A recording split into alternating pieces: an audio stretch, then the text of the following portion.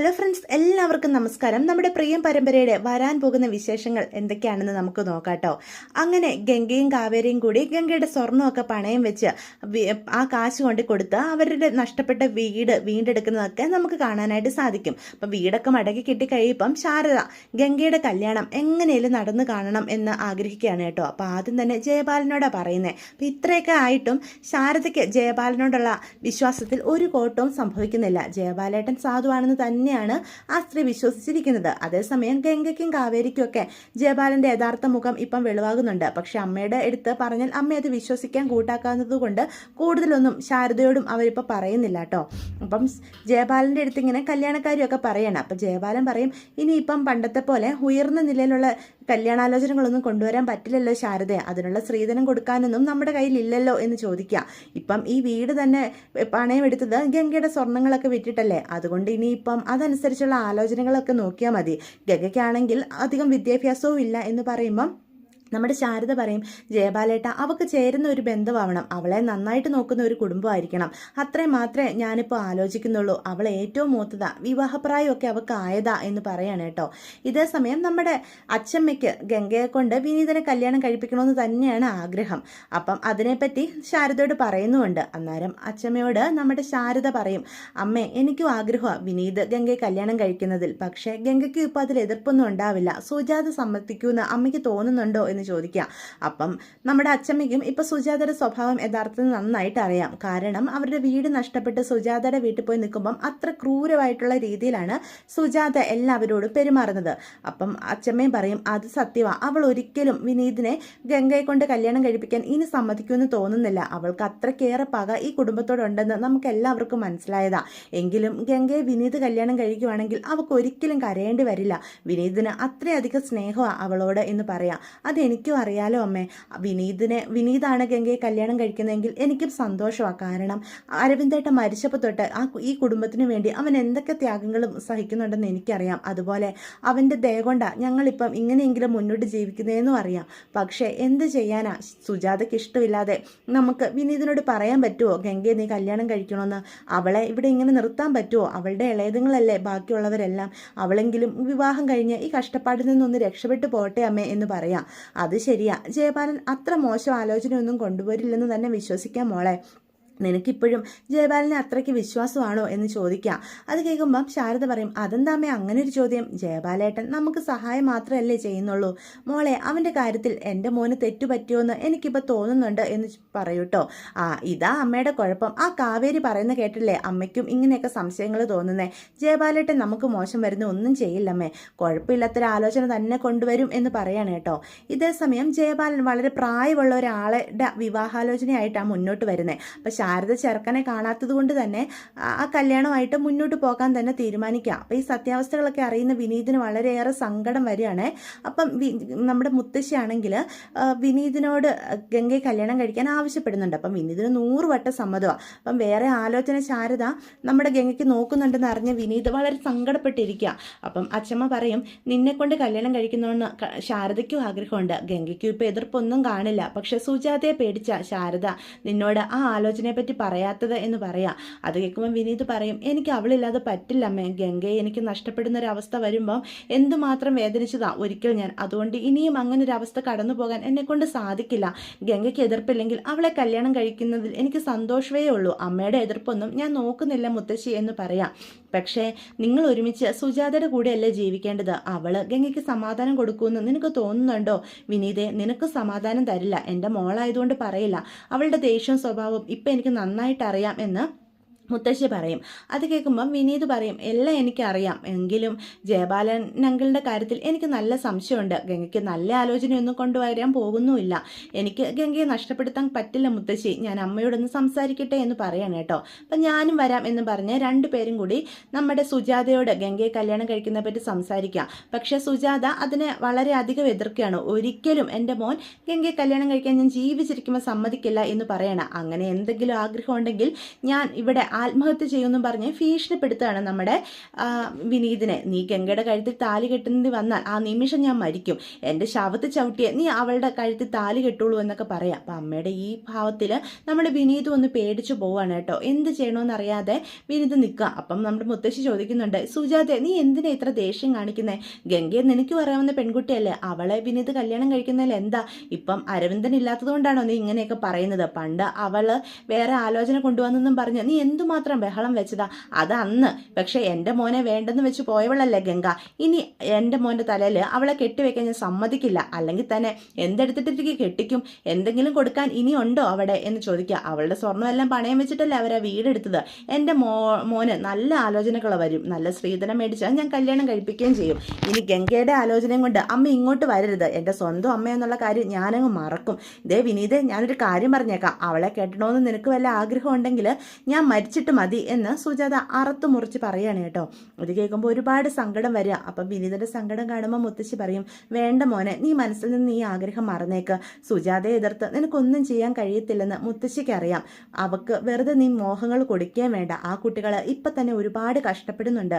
ഇനി വെറുതെ എന്തിനാ ഇങ്ങനെ ഒരു സംസാരം ഉണ്ടായെന്ന് പോലും നമുക്ക് ആരോടും പറയണ്ട എന്ന് മുത്തശ്ശി നമ്മുടെ വിനീതിനോട് പറയാണ് കേട്ടോ. പക്ഷെ ഗംഗയെ നഷ്ടപ്പെടുത്താൻ നമ്മുടെ വിനീതിനൊട്ട് സാധിക്കുന്നുമില്ല. അതേസമയം കാവേരി ജയപാലൻ കൊണ്ടുവന്ന ആലോചന ഒരു പ്രായമായ ആളുടെ ആണെന്നും അയാളുടെ രണ്ടാം കെട്ടാണ് എന്നുള്ള കാര്യമൊക്കെ മനസ്സിലാക്കുവാണ് കേട്ടോ. പക്ഷേ ശാരദയോട് പറയുമ്പോൾ ശാരദ ഇതൊന്നും വിശ്വസിക്കുന്നില്ല. അപ്പോൾ ചെറുക്കനെ ഒട്ട് കാണാത്തത് കൊണ്ട് ജയപാലേട്ടൻ അങ്ങനെ ഒരു ചതി ചെയ്യത്തില്ല. കാവേരിക്ക് ജയപാലനോടുള്ള ദേഷ്യം കൊണ്ട് തോന്നുന്നതാ ഇങ്ങനെയൊക്കെ. നിന്റെ ചേച്ചിക്ക് നല്ലൊരു ആലോചന വന്നിരിക്കുന്നത്, നീ അതും ഇതും പറഞ്ഞ് ഇത് മുടക്കരുത് എന്നൊക്കെ പറഞ്ഞ് നമ്മുടെ കാവേരിയെ ശാരദ ഒരുപാട് വഴക്കും പറയും കേട്ടോ. അവസാനം എന്ത് ചെയ്യുമെന്നറിയാതെ നിൽക്കുന്ന ഗംഗയോട് തന്നെ നമ്മുടെ കാവേരി വന്ന് പറയും, ചേച്ചിക്ക് വിനീതേട്ടനെ കല്യാണം കഴിക്കാൻ താല്പര്യമുണ്ടോ എന്ന് ചോദിക്കാം. അപ്പം അച്ഛൻ മരിച്ചതിന് ശേഷമുള്ള വിനീതിൻ്റെ ഓരോ ഇടപെടലുകളും അവർ വീട്ടിലേക്ക് മാറിയതിന് ശേഷം ഗംഗയെ നന്നായിട്ട് തയ്ക്കുന്ന ആളാണല്ലോ. അപ്പം ഗംഗയ്ക്ക് ഒരു വരുമാനം ആയിക്കോട്ടെ എന്ന് കരുതി വിനീതിന് വന്നുകൊണ്ടിരുന്ന പല തയ്യലുകളും ഗംഗയ്ക്കായിട്ട് ഒഴിഞ്ഞു കൊടുക്കാറുമുണ്ട് കേട്ടോ വിനീത്. അപ്പോൾ ഈ കാര്യങ്ങളൊക്കെ ഗംഗയുടെ മനസ്സിലേക്ക് വരിക. അപ്പോൾ പറയും, എനിക്ക് വിനീതേട്ടനെ കല്യാണം കഴിക്കുന്നതിൽ ഒരു ദേഷ്യവും ഇല്ല മോളെ എന്ന് പറയാണ്. കാരണം വിനീതേട്ടനോട് എനിക്ക് പ്രണയമുണ്ടോ എന്ന് ചോദിച്ചാൽ എനിക്കറിയില്ല. പക്ഷെ ആ മനുഷ്യനോട് ഇപ്പം എനിക്ക് ബഹുമാനമുണ്ട്. നമ്മൾക്ക് ഒരു കൈത്താങ്ങായിട്ട് അച്ഛൻ മരിച്ചതിന് ശേഷം അദ്ദേഹം മാത്രമല്ലേ ഉണ്ടായിരുന്നുള്ളൂ. എനിക്ക് വിശ്വാസമാണ് ഇപ്പം വിനീതേട്ടനെ എന്ന് ഗംഗ പറയാണ്. അത് മതി, ചേച്ചിക്ക് വിനീതേട്ടനെ കല്യാണം കഴിക്കാൻ സമ്മതമാണ്. ആരെതിർത്താലും എങ്ങനെയെങ്കിലും ഞാനത് നടത്തി തരാം. അല്ലെങ്കിൽ ജയപാലങ്കിള് ചേച്ചിയെ കൊണ്ട് വലിയൊരു കുഴിയിലെ ചാടിക്കാൻ പോകുള്ളൂ. ആ മനുഷ്യനെ അങ്കിളിൽ നിന്നും വിളിക്കാൻ പോലും എനിക്ക് തോന്നുന്നില്ല. എനിക്കിപ്പം നമ്മുടെ അച്ഛൻ്റെ മരണത്തിൻ്റെ പിന്നിലും ജയപാലനങ്കിൾ തന്നെയാണെന്നാണ് തോന്നുന്നത്. അയാളെ എന്തൊക്കെയോ ചെയ്തിട്ടുണ്ട്, അതെന്താണെന്ന് നമ്മൾ കണ്ടെത്തണം ചേച്ചി എന്ന് പറയാം. അപ്പോൾ ഗംഗയും പറയും, നമ്മൾ എന്തൊക്കെ പറഞ്ഞാലും അമ്മയൊട്ട് വിശ്വസിക്കുന്നില്ലല്ലോ കാവേരി, ഇനിയിപ്പോൾ എന്താ ചെയ്യുക? അയാൾ തന്നെയാണ് അച്ഛൻ്റെ മരണത്തിന് പിന്നിൽ നിന്ന് എനിക്കും തോന്നുന്നുണ്ട്. അയാൾ എന്തൊക്കെയോ ചെയ്തിട്ടുണ്ട്, അല്ലെങ്കിൽ അച്ഛനെ അയാൾ ചതിച്ചിട്ടുണ്ട്. ചേച്ചി, ഇപ്പോൾ എനിക്ക് തോന്നുന്നത് നമ്മുടെ വീടിൻ്റെ പിന്നിൽ പ്രവർത്തിച്ചതും അയാളാണെന്നാ. അച്ഛൻ്റെ കയ്യിൽ നിന്ന് തോട്ടം വാങ്ങാനാണെന്നും പറഞ്ഞ് കാശും അയാൾ കൈപ്പറ്റിയിട്ടുണ്ട്. അതെല്ലാം അയാൾ സ്വന്തം കാര്യത്തിന് ഉപയോഗിക്കുകയോ ചേച്ചി ചെയ്തത്. നമ്മളതെല്ലാം കണ്ടെത്തണം. ഇപ്പം തൽക്കാലം ചേച്ചിയുടെ കല്യാണം നടക്കാതിരിക്കാൻ നോക്കണം. ഞാൻ വിനീതേട്ടനോടൊന്ന് സംസാരിക്കട്ടെ എന്ന് പറഞ്ഞ് കാവേരി വിനീതിൻ്റെ അടുത്തേക്ക് പോവാണ് കേട്ടോ. അപ്പം വിനീതിൻ്റെ അടുത്ത് ചെല്ലുമ്പോൾ വിനീത് ആകെ സങ്കടപ്പെട്ട് തയ്യൽക്കടയിലിരിക്കുക. ഇതെന്താ കാമുകൻ കളിച്ചിരിക്കുവാണോ വിനീതേട്ടൻ എന്ന് അപ്പോൾ കാവേരി ചോദിക്കും. അല്ല കാവേരിയോ, ഗംഗയ്ക്ക് കല്യാണാലോചനയൊക്കെ വന്നെന്ന് അറിഞ്ഞല്ലോ, എന്തായി എന്ന് ചോദിക്കാം. ഓ, അതറിഞ്ഞിട്ടാണോ വിനീതേട്ടൻ ഇങ്ങനെ സങ്കടപ്പെട്ടിരിക്കുന്നത്? ഞാൻ നേരെ ഒരു കാര്യം ചോദിക്കാം, വിനീതേട്ടൻ എൻ്റെ ഗംഗേച്ചിയെ കല്യാണം കഴിക്കാൻ സമ്മതമാണോ എന്ന് ചോദിക്കാം. അതെന്ത് ചോദ്യമോ മോളെ? എനിക്ക് ഈ ജന്മം ഗംഗയല്ലാതെ മറ്റൊരു പെണ്ണ് ഈ വിനീതിൻ്റെ ജീവിതത്തിൽ ഉണ്ടാകുമെന്ന് നിനക്ക് തോന്നുന്നുണ്ടോ? ഇത്രയായിട്ടും എൻ്റെ സ്നേഹത്തിൽ നിനക്ക് സംശയമാണോ എന്ന് കാവേരിയോട് ചോദിക്കാം.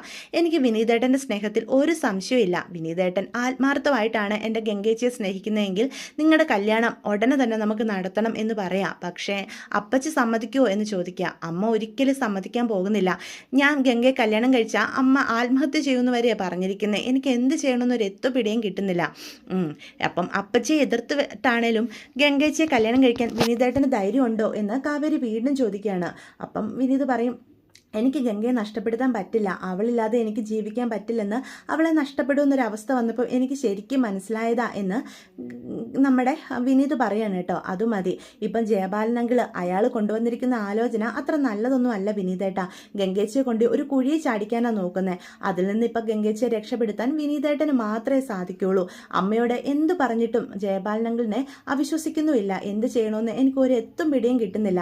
ആരും അറിയാതെ, അമ്മ പോലും അറിയാതെ വേണം നമുക്ക് വിനീതേട്ടനും ഗംഗേച്ചിയുമായിട്ടുള്ള കല്യാണം നടത്താൻ. അതിന് വിനീതേട്ടൻ സമ്മതമാണോ എന്ന് കാവേരി വീണ്ടും ചോദിക്കും കേട്ടോ. അപ്പം വിനീത് പറയും, എനിക്ക് സമ്മതമാണ്. അമ്മ ഇപ്പം ഇങ്ങനെ എതിർത്ത് നിന്നാലും ഗംഗയോട് അങ്ങനെ വലിയൊരു ദേഷ്യമൊന്നും അമ്മ കാണിക്കുമെന്ന് എനിക്ക് തോന്നുന്നില്ല എന്ന് സുജാതയെ പറ്റിയും നമ്മുടെ വിനീത് പറയാം. അങ്ങനെയാണെങ്കിൽ ഗംഗേച്ചിയെ ഞാൻ വീട്ടിൽ നിന്ന് അമ്മയും ആരും അറിയാതെ എങ്ങനെയെങ്കിലും കൊണ്ടുവരാം. നമുക്ക് രജിസ്റ്റർ ഓഫീസിൽ പോയി വിവാഹം രജിസ്റ്റർ ചെയ്യാമെന്ന് പറയാണ് കേട്ടോ.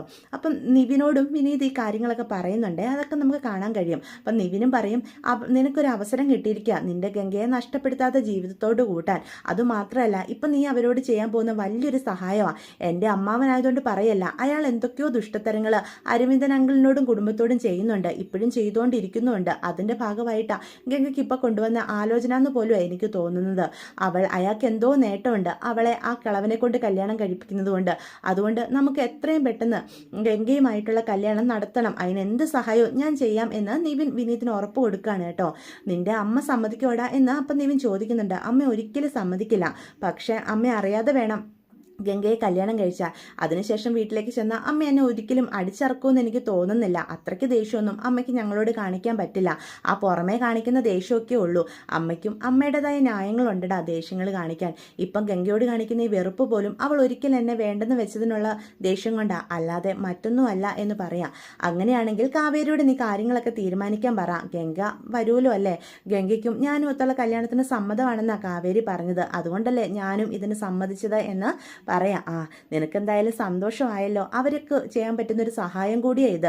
നീ ആ കുടുംബത്തിൽ മരുമകനായി ചെന്ന് കഴിഞ്ഞാൽ അവരുടെ കാര്യത്തിലൊക്കെ കുറച്ചും കൂടി നിനക്ക് ഇടപെടാനായിട്ട് സാധിക്കും. ഈ നാട്ടുകാരും കൂടുതൽ ചോദ്യം ചെയ്യാനും നിൽക്കത്തില്ല. ആ കുട്ടികൾക്കൊരു താങ്ങാവും നീ എന്നൊക്കെ നിവിൻ പറഞ്ഞ് മനസ്സിലാക്കുക കേട്ടോ. അപ്പോൾ വിനീത് ഗംഗയുമായിട്ട് കല്യാണം കഴിക്കാനായിട്ട് തന്നെ തീരുമാനിക്കുക. അപ്പോൾ കാവേരി അതിനു മുന്നേ തന്നെ വിനീതിനും ഗംഗയ്ക്കും ഒന്ന് മനസ്സ് തുറന്ന് സംസാരിക്കാൻ ഒരവസരമൊക്കെ ഉണ്ടാക്കി കൊടുക്കുന്നുണ്ട് കേട്ടോ.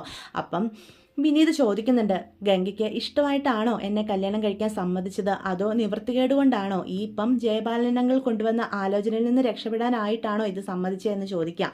അപ്പം നമ്മുടെ ഗംഗ പറയും, ഇപ്പം എൻ്റെ മനസ്സിലൊരു വിവാഹമോ കല്യാണമോ ഒന്നുമില്ല വിനീതേട്ടാ. എങ്ങനെയെങ്കിലും അന്നത്തിനുള്ളത് കണ്ടെത്തണം. എൻ്റെ അനിയത്തിമാർക്ക് നല്ലൊരു ജീവിതം ഉണ്ടാക്കണം. അതിനവരെ സഹായിക്കണം. അതല്ലാതെ എൻ്റെ മനസ്സിലൊന്നുമില്ല. ഈ കല്യാണം ഇപ്പം നടത്താൻ ഞാൻ സമ്മതിച്ചത് വിനീതേട്ടനോടുള്ള പ്രണയം കൊണ്ടാണോ എന്ന് ചോദിച്ചാൽ അല്ലെന്ന് തന്നെയാണ് എൻ്റെ ഉത്തരം എന്നും കരുതി വിനീതേട്ടനോട് എൻ്റെ മനസ്സിൽ ഒരു ദേഷ്യം അന്നും ഇന്നുമില്ല, സ്നേഹം ഉണ്ട് താനും എന്ന് പറയാണ്. ഇപ്പം ഞാൻ ഈ കല്യാണത്തിന് മനസ്സാ സമ്മതിച്ചതാ. അതുകൊണ്ടാണല്ലോ ഞാൻ കാവേരിയോട് സമ്മതം പറഞ്ഞത്. പക്ഷേ എൻ്റെ മനസ്സിൽ പ്രണയവും ഉടനെ വരുമെന്ന് തന്നെയാണ് ഞാൻ കരുതുന്നത് എന്ന് പറയാം. എൻ്റെ അച്ഛൻ മരിച്ചതിന് ശേഷം വിനീതേട്ടൻ ഞങ്ങൾക്ക് വേണ്ടി ചെയ്തു തന്ന സഹായങ്ങളൊക്കെ ഞാൻ ശ്രദ്ധിക്കുന്നുണ്ട്. വിനീതേട്ടൻ്റെ നിർമ്മലമായ സ്നേഹവും ഇപ്പോൾ എനിക്ക് തിരിച്ചറിയാൻ സാധിക്കുന്നുണ്ട് എന്ന് പറയാണ് കേട്ടോ. അത് കേൾക്കുമ്പോൾ വിനീതിൻ്റെ മനസ്സിന് ഒരു ആശ്വാസം തോന്നുക. ആരും നിർബന്ധിച്ചിട്ടല്ല, നിവൃത്തികേടും കൊണ്ടും അല്ല ഗംഗ ഇപ്പം കല്യാണത്തിന് സമ്മതിച്ചിരിക്കുന്നത് എന്നുള്ള ഒരു തിരിച്ചറിവ് വിനീതിനും ഉണ്ടാവുക. അങ്ങനെയാണെങ്കിൽ നമുക്ക് രജിസ്റ്റർ മാരേജ് നടത്താം. ആരും അറിയാതെ തന്നെ മുന്നോട്ട് പോകാം. ആരെങ്കിലും ഇതറിഞ്ഞാൽ അത് വലിയ പ്രശ്നം ആകുകയുള്ളൂ. ജയപാലനങ്ങൾ അറിഞ്ഞു കഴിഞ്ഞാൽ അത് നടത്താൻ ഒരിക്കലും സമ്മതിക്കില്ല. എൻ്റെ അമ്മ അറിഞ്ഞാലും അറിയാലോ, കല്യാണം മുടങ്ങും എന്ന് പറയാം. അപ്പം ഗംഗ പറയും, ഇവിടെ എൻ്റെ അമ്മയോടും പറയാൻ പറ്റില്ലല്ലോ വിനിതേട്ടാ. എൻ്റെ അമ്മയും ഒരിക്കലും ഇതിന് സമ്മതിച്ചു തരാൻ പോകുന്നില്ല എന്ന് പറയാണ് കേട്ടോ. എന്തായാലും നമ്മുടെ ഗംഗയും കൂട്ടിക്കൊണ്ട് കാവേരിയാണ് രജിസ്റ്റർ ഓഫീസിലേക്ക് പോകുന്നത്. അപ്പം വീട്ടിൽ നിന്ന് പുറത്തു പോകാന്നുള്ള പേരും പറഞ്ഞാട്ടോ ഒരുങ്ങൊന്നും ചെയ്യാതെയാ അവർ രജിസ്റ്റർ ഓഫീസിലേക്ക് പോകുന്നത്. എന്നാൽ കാവേരി ഒരു സാരിയും മുല്ലപ്പൂ ഒക്കെ നമ്മുടെ ഗംഗയ്ക്ക് വേണ്ടി അറേഞ്ച് ചെയ്തിട്ടുണ്ടായിരുന്നു കേട്ടോ. അപ്പോൾ അവർ രജിസ്റ്റർ ഓഫീസിൽ ചെല്ലുന്നതിന് മുന്നേ തന്നെ ഒരു കൂട്ടുകാരുടെ വീട്ടിൽ പോയി അതൊക്കെ ചേഞ്ച് ചെയ്തിട്ടാണ് ഗംഗേനെ കൊണ്ട് പോകുന്നത്. അപ്പോൾ ഗംഗയ്ക്ക് നല്ല പേടിയുണ്ട്. ചേച്ചി സങ്കടപ്പെടാതിരിക്കുക. അമ്മ ആദ്യം ഒരു ദേഷ്യം കാണിച്ചാലും ചേച്ചിനെ വീട്ടിൽ കയറ്റാതൊന്നും ഇരിക്കില്ല. നമ്മുടെ അവസ്ഥ അറിയാലോ. വിനിതേട്ടനെ കൊണ്ട് ചേച്ചിയെ കല്യാണം കഴിപ്പിക്കാൻ അമ്മയ്ക്കും ആഗ്രഹമുള്ളതാണ്. അപ്പച്ചീനെ എതിർത്തത് ചെയ്യാൻ ഇഷ്ടമില്ലാത്തത് കൊണ്ടാണ്. അതുകൊണ്ട് ചേച്ചി സമാധാനപ്പെട് എന്ന് പറയാം. അപ്പച്ചി വിനിതേട്ടനെ വെറുക്കൂടി എന്നോട് ഒരിക്കലും അപ്പച്ചി ചേച്ചിക്ക് ഇനി സ്നേഹം ഉണ്ടാവില്ല എന്ന് പറയാം. ചേച്ചി അതൊന്നും ആലോചിക്കേണ്ട, വിനീതേട്ടന് ചേച്ചിയോട് സ്നേഹമുണ്ടല്ലോ, അതുപോലെ വിനീതേട്ടനോടും അപ്പച്ചിക്ക് ദേഷ്യമൊന്നും കാണിക്കാൻ പറ്റത്തില്ല.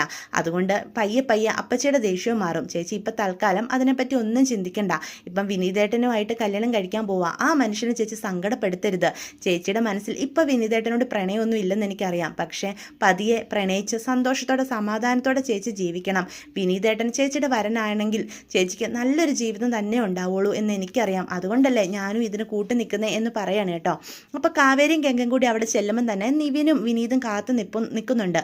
അങ്ങനെ നമ്മുടെ ആളും ആരവും ഒന്നുമില്ലാതെ ഗംഗയെ നമ്മുടെ വിനീത ജീവിത സഖിയായി കൂട്ടുവാണ് കേട്ടോ. അപ്പോൾ സാക്ഷികളായിട്ട് ഒപ്പിടുന്നത് നിവിനും കാവേരിയുമാണ്. എല്ലാവർക്കും വളരെയേറെ സന്തോഷമാവുക. അപ്പം ഇതേ സമയം നമ്മുടെ വിനീതിൻ്റെ കല്യാണം കഴിഞ്ഞ കാര്യം അറിയുന്ന സുജാത വലിയ ബഹളം വെക്കുക. അപ്പോൾ വീട്ടിലേക്ക് ഗംഗയും കൂട്ടിക്കൊണ്ട് സുജാതയുടെ അടുത്തേക്ക് ചെല്ലുമ്പം സുജാത അവർ രണ്ടുപേരെയും വീട്ടിൽ പോലും കയറ്റാൻ സമ്മതിക്കുന്നൊന്നുമില്ല. ഇതൊക്കെ നമുക്ക് കാണാനായിട്ട് സാധിക്കും. എന്തായാലും ഗംഗയും വിനീതും തമ്മിലുള്ള കല്യാണം ഇങ്ങനെയാണ് കേട്ടോ നടക്കുന്നത്. അപ്പോൾ ഇതൊക്കെയാണ് വിശേഷം. വീഡിയോ ഇഷ്ടപ്പെട്ടുവെങ്കിൽ ചാനൽ സബ്സ്ക്രൈബ് ചെയ്യാൻ മറക്കരുത്, ലൈക്ക് ചെയ്യാനും മറക്കരുത്, നിങ്ങളുടെ അഭിപ്രായങ്ങൾ കമൻറ്റ്സ് വഴി എന്നെ അറിയിക്കാനും മറക്കരുത്. അപ്പോൾ